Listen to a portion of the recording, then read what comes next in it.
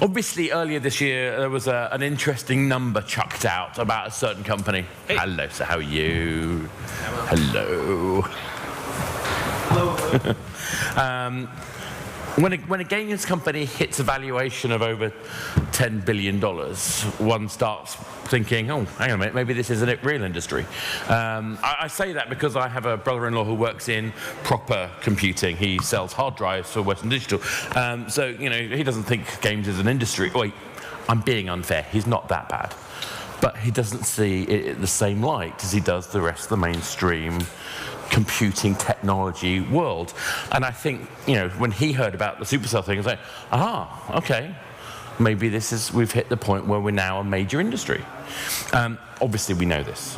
We've known this. We're all amongst friends. We're all games industry people. We know this.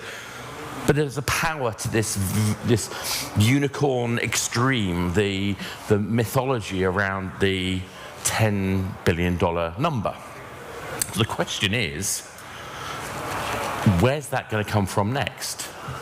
But more importantly, you know, does it matter as well? I mean, and I wonder this question because of some comments from Petri earlier on, you know, this idea of ambition being a central driver to the success of any company, particularly for an indie to be able to stand up and say, I want to be the next X.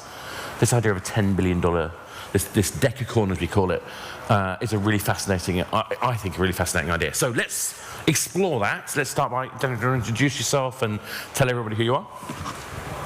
Sure. I'm Daniel Blumquist from Crandom. We're an early-stage venture fund based in Stockholm and San Francisco. We've been around for quite some time, investing primarily in the Nordic region, across various sectors, but have definitely focused quite a bit on gaming, given that we are sort of one of the true hotspots of primarily mobile gaming. So we have a couple of portfolio companies here in Finland, even Weve, Small Giant Games, and FuturePlay, but have also invested in the next decacorn, even outside games, which is Spotify, and a few other great companies. Yeah, hi, I'm Jere Kupiainen, CEO of Shark Punch.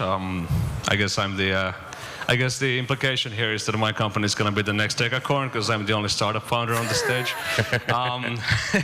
No, I've been in gaming for a long time, and actually your brother sounds like my mom. So when I sold my company to Disney, that's when she stopped asking if I'm going to get a real job. But now they announced the Supercell valuation, and now she's asking me again.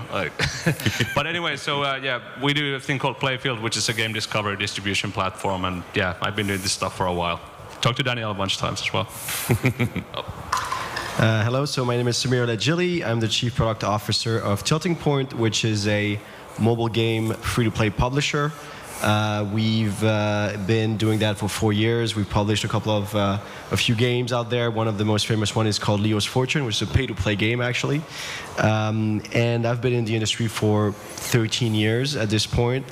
Used to work at Gameloft for a long time, running studios, more of a product person, and I've seen it grow from tiny to very big in multiple fashion. So, yeah, what's next? So let's start out, you know, like when I started doing mobile, 2001, the idea of doing mobile games was a joke. Yeah. And rightly so. I mean, you know, in many ways, even though I still wear the T-shirt saying "I told you so," but you know, that's not really worth very much. But obviously, we now, you know, is this valuation something which is important? Is it a milestone, or is it a red herring? Is it more important that the industry itself is growing widely, or is it important that there's one company that can stand out and be a flagship? What do you think? So I think it's a mix. So I think in general it's more important that the industry is growing, but an industry needs to create healthy companies. And you can argue, so if an acquisition of 10 billion signals a healthy company, it likely does. And I think it doesn't have to be 10 billion, it's a random number. I think what Supercell, King, Mojang, and a few other companies have given us is of course that kind of ambition and role model. You can build that kind of company even from Stockholm or Helsinki, which I think was pretty much unheard of, maybe with the exception of Skype and then maybe Spotify. So I mean, from that point of view, it does have a big signaling value. But on an individual case, you know, that number might be considered, you know, big or small or cheap or rich or whatever. So depends on where you come from, I guess. yeah, I guess. And from a VC perspective in particular, I mean, we, of course, for us, we're in the business of trying to find the companies that can provide those kind of returns. But I think from entrepreneurs entering the game sector, for example, I think it can actually be a red herring because it will attract people who are just, there's the smell of big and easy money. I don't think that's good for the industry, but as a sort of testament that you can build those type of values and companies, I think it's a fun, and I mean it is a fantastic company. And more sustainable enough. So I think that it's sort of a well-deserved big exit for them. And for me, it's in particular because we've seen that company learn all those lessons and fail and try and fail and succeed and succeed and succeed and succeed. And I think that is such a brilliant role model in my mind anyway. But I'm kind of biased because I like it. But Eureka, what do you think? Is this Decacorn idea useful, or is it just a random number? Well, I mean, I guess Daniel also kind of made the points I wanted to make. I mean, as an entrepreneur, I mean, obviously it's awesome because it's a signal to everybody that, hey, this is a good place to invest in. This is a good place to kind of focus on more. So it is going to attract more funding, whether it's smart or dumb money. It's still money that usually companies need. But I guess it's also kind of it's a signal also that market has now matured. I mean, if I was running my own free-to-play game studio, I would be pivoting pretty fucking hard right now. No one else is going to be the next Supercell. Supercell is Supercell. Oh, that's an interesting question. So you think actually it's a sign of that we've hit a ceiling, rather than seeing as the first of many? Well, no, I mean, I think that, we were talking about this before the panel. I mean, the way it works is that there's this kind of new point of view. There's a new market opportunity. Someone's going to seize it. And the way kind of these businesses work nowadays is that once you've kind of made it, you're the big guy, it becomes almost impossible for anyone else to kind of replace you. I mean, so what it requires is a shift in your perspective. There needs to be a shift in the market, like a new platform, for example, that kind of allows you to be the something next disruptive. Yeah, something that kind of a different way of thinking about it. You can't just do the same thing that Supercell did. I mean, you're not going to do it better, and that's that. So, Supercell or Coca-Cola? I'm joking. I'm not. You can't put those words in my mouth, but kind of, yeah. Well, sorry, I'm joking, obviously, but I mean, essentially, can any entertainment vehicle really be so dominant that they drown anyone else? Surely the whole point of it being entertainment and games is that new possibilities, new niches can evolve, and some of those niches can suddenly become the zeitgeist, and if managed and executed perfectly, maybe we have the potential to do more. I agree with that. I definitely think this is a huge milestone for the industry. I've never heard so many people ask me outside the industry of gaming right now, okay, so wow, $10 billion, you hear it from all over the place. But one important fact is that it's still an industry that's growing very fast, right? I mean, right now it's estimated at $37 billion in mobile games this 2016, and I think the projections are over 50 billion in 3 or 4 years, 4 years, I think. So my impression is, of course, we've seen it with Facebook and other players. When you're the first and the best, it's very hard, as you were mentioning, to catch up and compete. But we're definitely in one of the most innovative and creative industry that there is. And the next company needs to have all the amazing values that Supercell has shown and has, and probably will be free-to-play games, but needs to be very creative, innovative, and find something different to make it really catch up. If you can't be just cloning and hoping to be at their level. Otherwise, there'd be so many successful games in the tens of billions. But I just want to step back a little bit, because it's this idea that we have a dominant player, and it seems to be attracting some interest, whether it's dumb money or not. We still have to work our way around it. But I wonder if it also brings a kind of level of corporate responsibility that's expected, because we're now going to be exposed to people, or I hope at least anyway, that are coming in with maybe even larger checks, or actually are these newer investors, do they exist? Are they coming in? And if they are coming in, how are they getting informed? And do we need to have a responsibility to inform them? What do you think? So many layers of question there, I'm sorry. Yes. Yeah. where should I start? So, and I was referring not only to investor money, but also in terms of people joining the industry with maybe the wrong motives. And it is at heart the creative industry, and I don't think you can ever take that away.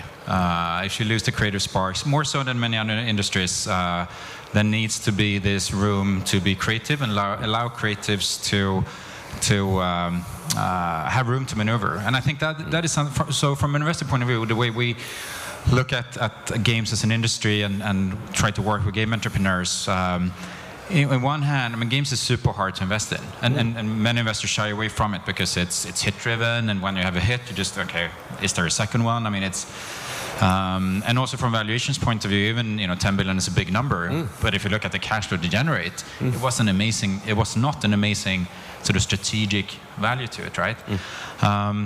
But there, still these big companies are created, so as investors you are tempted to go into it, but the problem, I think, starts arising if you have a board of investors trying to meddle around with the creative process, because that does not work. So then it becomes, I think our job is much more sort of to help on the company building side. Which again, I mean, a lot of game developers might be fantastic at developing games, but maybe are not experienced in building companies. And that's, of course, where the need and assistance can come from an investor, but also where there can be friction, especially if you get people who maybe don't have the appreciation of the long-term perspective or the creative aspect. So, I think we will see a lot of situations where there will be friction between the money and the creative side. Yeah, no, I totally agree. Drew, do you have a thought on that? And I actually think Supercell is a pretty interesting example when we talk about how do you invest in a gaming company? Because when you look at their history, they didn't start out as a free-to-play mobile gaming company. They had a browser game.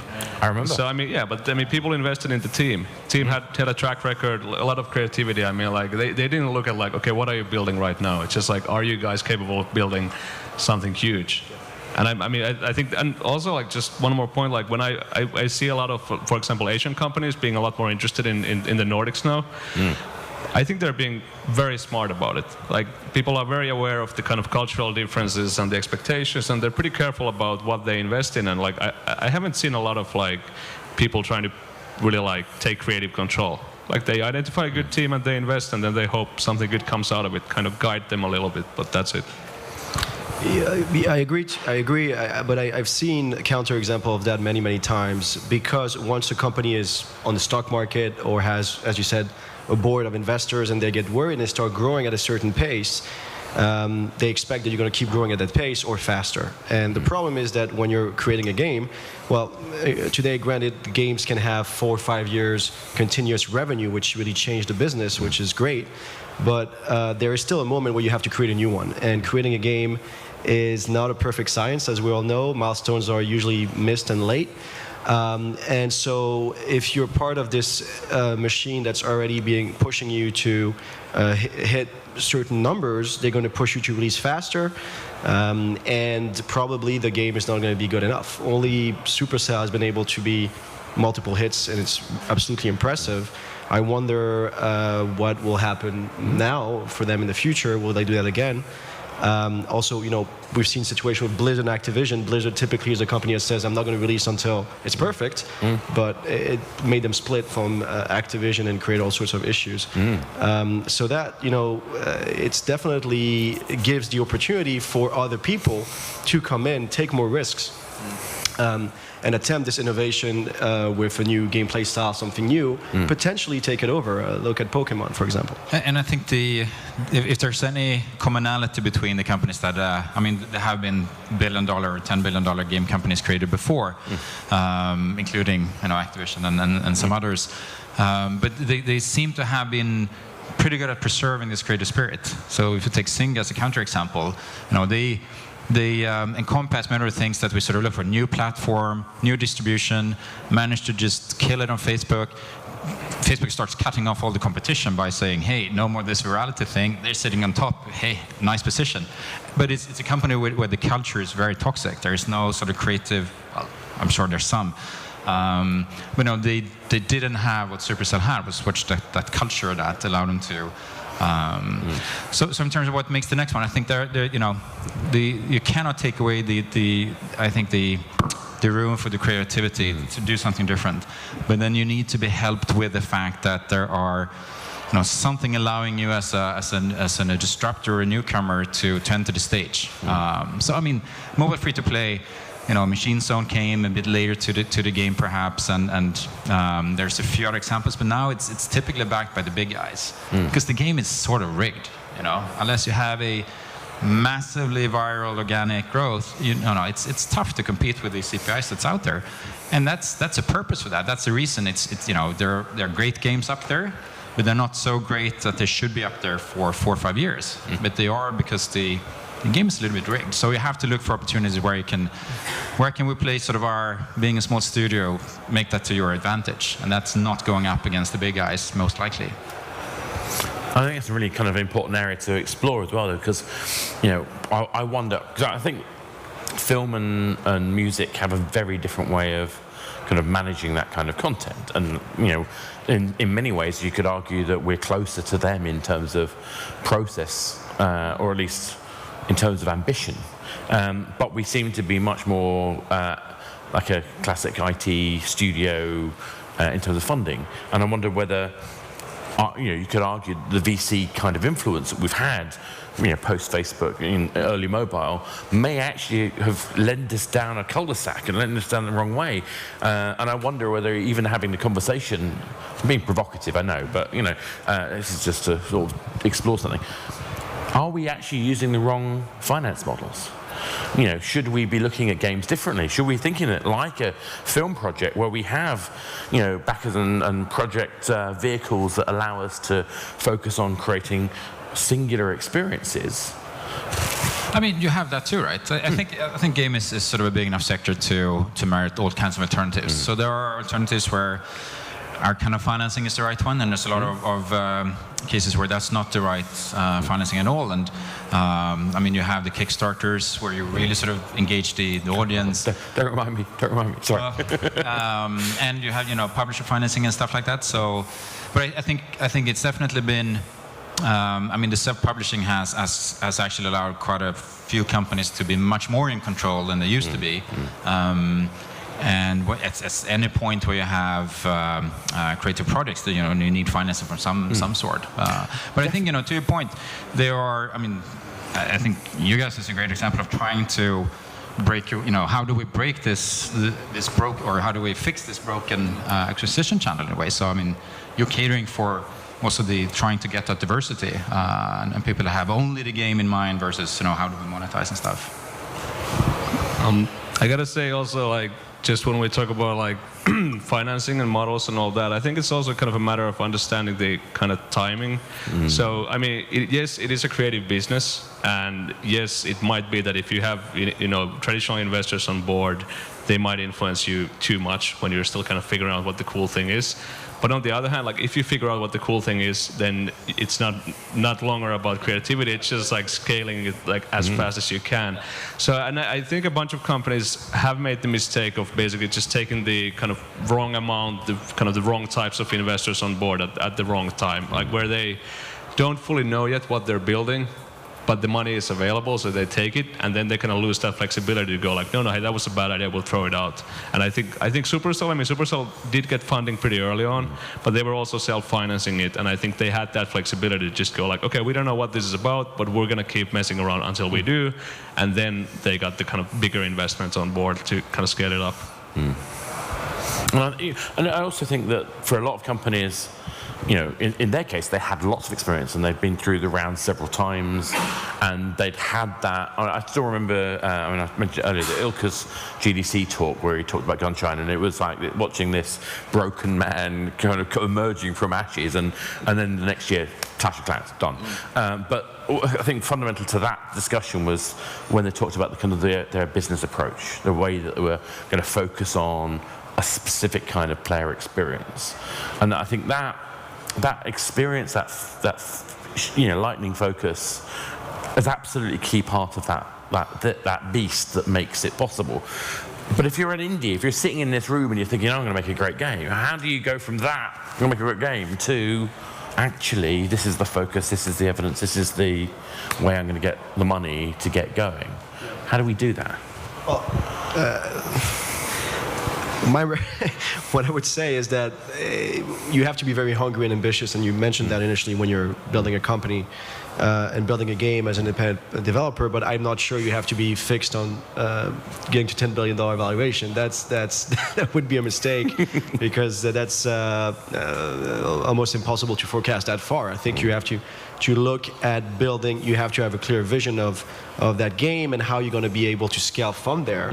And for sure, what's amazing about Supercell, they kept their vision and focus, but the reality is that this market is shifting. Mobile games, you know, you've been in it for a long time, I have as well, and we've all been watching it. It's shifting so quick that you also have to be able to pivot very quickly and to react. And if suddenly AR becomes the biggest thing because everybody's doing it, and your game was not planned at all with that, and you stay completely stubborn and focused in your direction, it might be tricky as well. So, unfortunately, I think there's no perfect science. It's a balance, but clearly you have to be, I think, one common denominator. You have to stay true to your vision, be very flexible, and being able to pivot very quickly, while being able to. I would say stay lean. I think it's important to stay lean, and Supercell is one of the only company out there that has been able, especially if I compare to Gameloft, which I know very well, or Zynga, that aspect of not being lean makes you lose a lot, and you fall in that corporate latency and slowness. Well, and they're also advocating that. I mean, I think one of the coolest things about Supercell being so massive now is that they've always been talking about their approach to like how you should do things, and like they're also like building the company, but they're also teaching other people like how to think about their business and how to kind of build these lasting kind of agile companies. Because I think a lot of people in this industry, they're just going like, yep, I want to make a game, and they don't consider like what happens next. But Ilkka is always talking about how they kind of like how the process works and all that, and I think that's super valuable for all of us.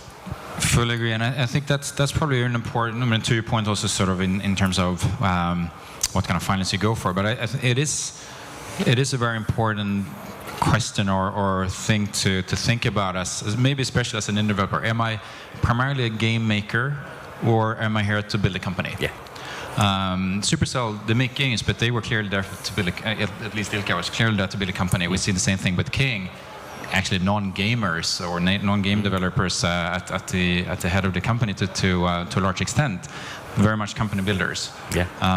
And that's a slightly different mindset and experience and maybe trajectory that comes with that. And also where I think various types of financings are better or worse suited. Actually, I think that's really the heart of the question, really, isn't it? I mean, let's face it, we're not really asking who's going to be the next Decon, although I'm going to ask you that anyway. But it's actually, for me, about the pipeline. It's about the pipeline from being the guy out of college or the guy who's just left the studio, who's got this thing that they're passionate about, they're going to make, working out that there is an audience for it, or better still, working out the game for the audience there is, which is Eric's way of looking at it. I think that guy needs to be able to access enough money somehow, whether it's friends, fools, family, whatever, to get to the stage where he can then attract the serious seed and angel investor or the institutional, if it gets to the stage where they can do that pipeline process. And it feels to me that yes, there are tax incentives. Yes, there are some great schemes. I mean, Techis over here and SEIS in the UK. There are some places that have really good schemes for this, but it feels broken. They seem like they take you so far gap. And I wonder, is there a coherent strategy that somebody in this room could take to be able to know where they need to build, when they need to invest, how they need to progress? Is there any kind of thoughts or advice you'd give to people? Who wants to pick that up? Take it any way you like. Go on, you're the startup guy. Yeah. So the idea is sell your company to Disney, it'll all be fine. Sure. No, there is no blueprint, right? Yeah. So there's no schedule that you can follow in that sense. I think it's, I mean, to your point, if you still haven't really figured out sort of where you have a game you wanna make, but you're not so sure sort of really what the ambition is, or are you in a position that you will allow sort of an investor to come in, or is it the right company for that? I guess that's a tricky situation to be in, right? We're investing in companies rather than individual games, so we're not a great fit at that point. Maybe you can find the friends, fools, and family type of money.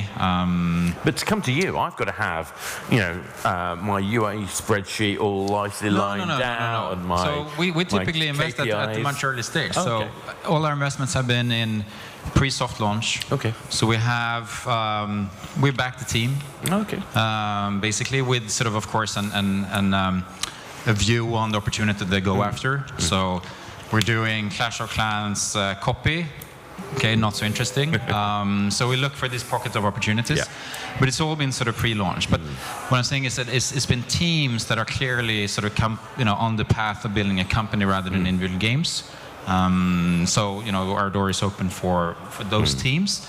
But of course, as an individual, you might even be an individual. You leave in that company because you have this dream or passion of creating a certain game.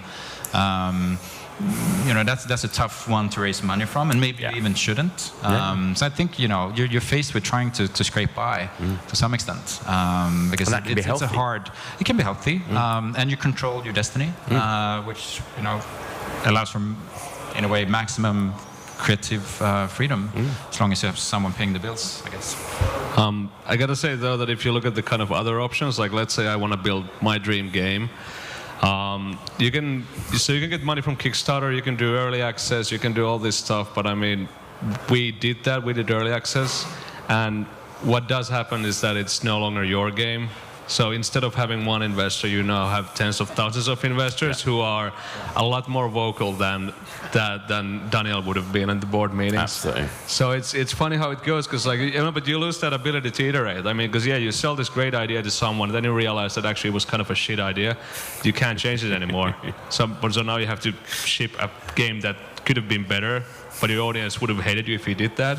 So I'm not sure if Kickstarter and early access are really the kind of thing either. First, you build a $1 billion company, and then you can do whatever you like. Exactly. I think that's the strategy. Just get the money first, and then don't worry about it. But it depends on why you're doing Kickstarter. So we did it for the Rocky Horror game we're working on because we wanted it as a vehicle to build up community, so we can then build on that. And of course, it has an advantage because it is a license that some people know. But it was the most work I've ever done for the least money. And I don't mean that. I'm not criticizing Kickstarter at all. That was just the circumstances of having an audience that's not a Kickstarter audience. But I think that a lot of people go into crowdfunding, whether it's Indiegogo or Kickstarter or whatever, without really understanding what their objectives are properly. And I think actually that's a metaphor for everything we're talking about here, because yes, we can crowdfund, fine, but why are we doing it? Yes, we can get some friends and full money, but we need to know what we're building for that and how that's going to get us to the next stage. And I need to be prepared to come to you when I'm at the right stage, or to the other VC that wants to have the numbers and have the numbers. And it seems to me that all of this comes down to finding the way to whatever it is, the success that you've defined. It comes down to preparation and planning and understanding each of the audiences individually. Does that make sense? I mean, have you thoughts on that? When you mean audiences, you mean? Well, I'm thinking the players, but also the platforms, but also the investors, and at the end of the day, whoever your shareholders end up being. Yeah, of course. I mean, the two things that I think are extremely difficult is timing, as you mentioned, scaling, and in most companies, actually, I don't think it's going to be the hardest thing to get that first game out. The hardest thing is to be, what are you going to do after that? How are you going to scale? How are you going to recreate that? Really, that. Of course, getting your first feet on the ground and figuring out, okay, my first game, let's put a team of 3 or 4 people together and trying this out, seems like the hardest one, but probably the second one is going to be even harder. And of course, when you start off, you have to plan, anticipate, and I agree that who your clients are going to be. That's why I was asking the question for sure. Also, at which point you're going to need to be doing what. A company like Tilting Point is created for that purpose. We are there to be able to help the independent developer that come up with a great game, and 3-4 guys that have had experience, know how to build a game, but don't have the need for, don't want to really give half their company away, don't want to give their IP away. And what we do is we help them get to that level of scaling. So they build it over 6 months or a year. And the cost is really going to accelerate once you soft launch, global launch, live operations. And this is where companies like Tilting Point and Tilting Point really can help scaling through that first game experience, that bridge from, okay, we just had a game concept and we released it, to now we have to spend all this money on marketing, user acquisition, release it in live ops, and then second game either self-publish or go again with a partner like we are. But this is actually the purpose of our business model. So I think that takes us to the point where we have a robust company. We have a kind of a place. So I think with the time we've got left, I think it's worth. Let's assume we've now got the company that's successful enough, that it's got the audience, it's getting the numbers, it shows it's capable, and it's got a culture that is repeatable. Because I don't think you've got a business until you can do it more than once.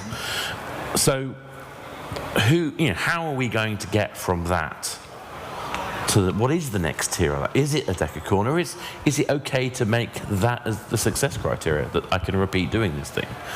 Why is that enough or not? I mean, it depends on perspectives. I think most will be happy with even an outcome smaller than a decacorn, right? Yeah. We will be. I mean, I think what I sort of strive for in terms of teaming up with game companies is still the notion of can we be part of building a sustainable games company? That could be an exit after how many years of Supercell? It was pretty quick, right, for that kind of valuation, 5-6 years, right?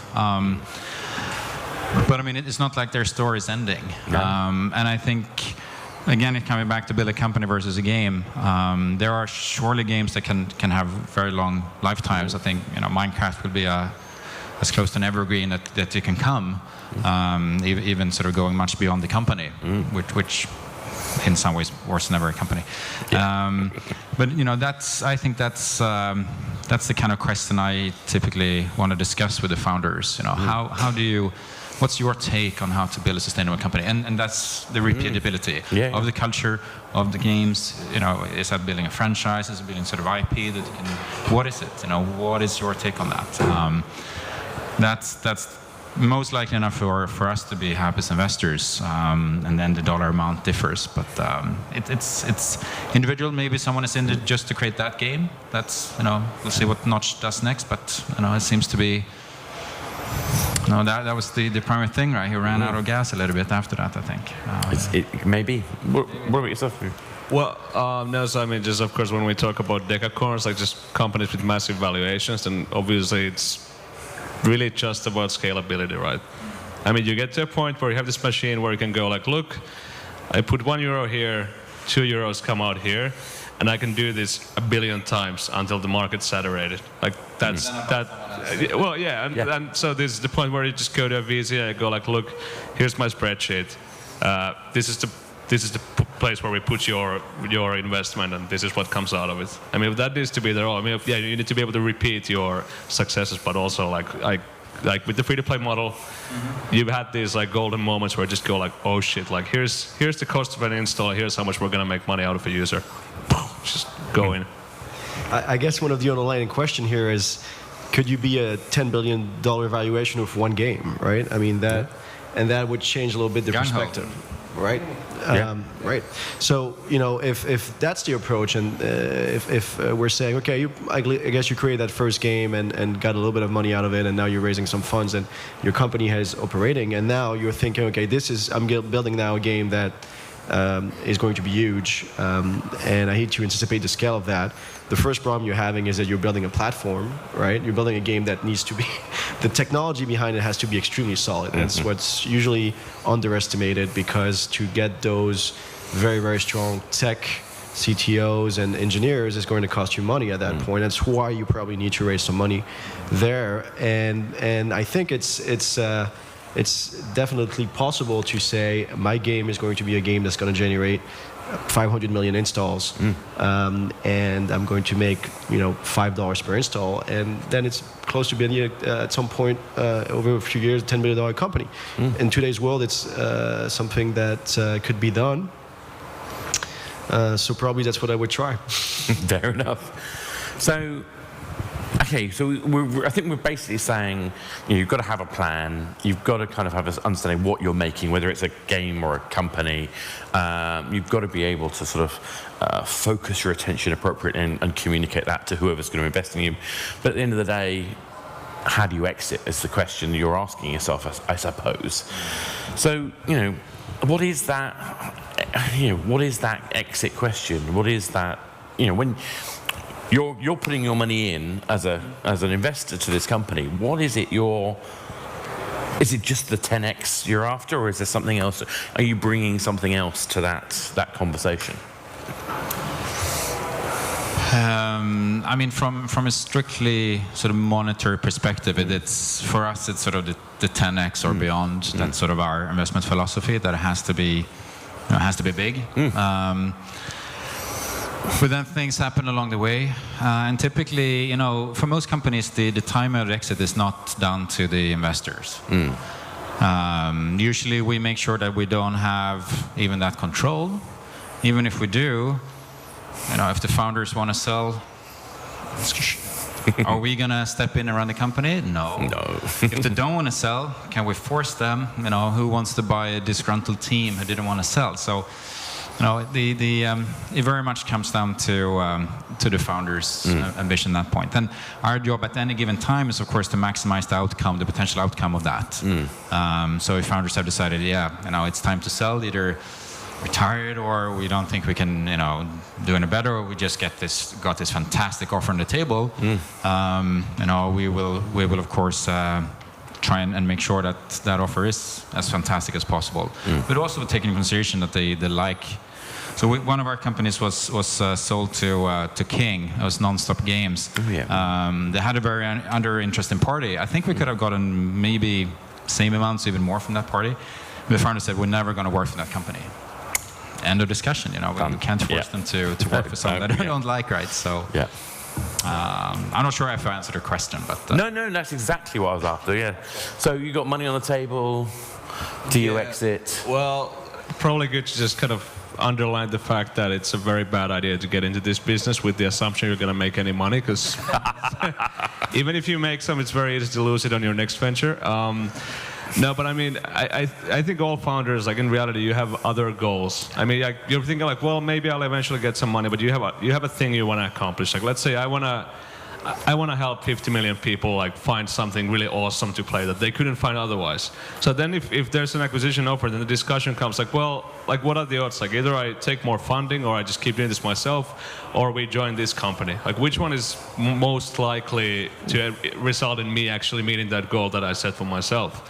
And I mean, I've seen a bunch of bad acquisitions where like it was obvious that that was not going to happen, and usually they end up badly. But there's also like sometimes there is a good match, and I think what's been happening with Supercell, like hopefully they've had those discussions and they've gone like, well, you know what, like we can reach our mutual goals better if we do it together. I think that's what you should primarily look at.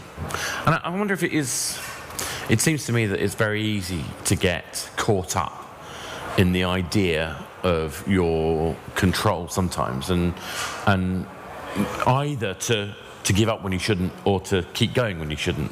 And I wonder how would you kind of deal with that? I mean, is there any way to deal with that, or is it just you got to believe what you believe? Hindsight is 20/20. I mean, like I don't know. I think you just kind of run the odds in your head. You go like, okay, so let's say we want to get to this point. Like, so our options are we raise $5 million. Like, well, what are the odds that we're going to need to raise 10 million after that? Maybe we need to raise 50 million after that. So I need to do 3 more funding rounds. What are the odds that everything's going to always work out? That's all going to happen. Or let's say here's a company that wants to buy mine, and they are. They have this massive reach, they have the similar dream, they have all the funding we need. What are the odds of... I mean, I think it's just like doing that math. Yeah. Like, am I going to reach my goals? It's more likely that I'm going to reach my goals if I sell or if I get funding. And I think that's it, isn't it? You got to keep to like you said earlier, you've got to keep to what your vision is and what's going to be the most likely outcome. If you do that one or the other. Sammy, do you have any thoughts on that? Yeah, well, I guess one of the original question that companies usually have to think about is what's the original plan, and most of them don't. But if you're building a company to grow and sell within 4 years and make a lot of money, kind of agree with your statement. Probably it's not the right industry. Yes. Probably there are easier way to do that if we're in this because we're passionate and we love it, and there's other reasons. But now, if you're at a point in a stage, I think, where your company is at a certain value, you're getting an offer. The big question, and you're thinking, okay, I've done this enough, and I either want to exit myself, or, you have to anticipate really how the market is going to be in 2-3 years, because at the end of the day, valuation, people that buy, even IPO, is dependent on how the world sees, as we're talking about this right now. The world sees now mobile games as a big business, but who knows if it's starting to shrink and investors are pulling out and buyers are pulling out, and China is not buying as many companies as they are in 3 years. Maybe you should exit now, and anticipating the future, obviously, of where the market is going to be is very important. Probably if your company, maybe in 5 years, doesn't have at least some VR element in it, it'll be harder to sell, for example. I particularly think that's absolutely important, because I like to use the Pokemon Go example as well, but because of the legal cases currently going on in New York State. So, here is a game that's been hugely successful, got lots of people's attention, but not just good attention. It's got a whole bunch of people who want to restrict games, deciding to raise a law to stop there being Pokestops within a 100-yard radius of a registered sex offender. Now, that is a perfectly reasonable thing I can see why you might emotionally want that to happen, but if you have any understanding of how the technology works and how the process works, that is an absolute impossibility. It is just simply, the whole idea of a company being required to do that. I want to know when they're going to tell Walmart to move their stores. To me, it's similarly serious. Not the same, I know, but the point I'm saying is there are these fundamental kind of tilting points, for want of a better phrase, that come across as kind of accidentally, unforeseen circumstances. By being more successful, we are getting more attention. Therefore, we have to behave more responsibly, whatever that means, and we have to be able to justify what we do in a wider case. And I think that makes it incredibly difficult to plan ahead for the next 3, 5, 10 years.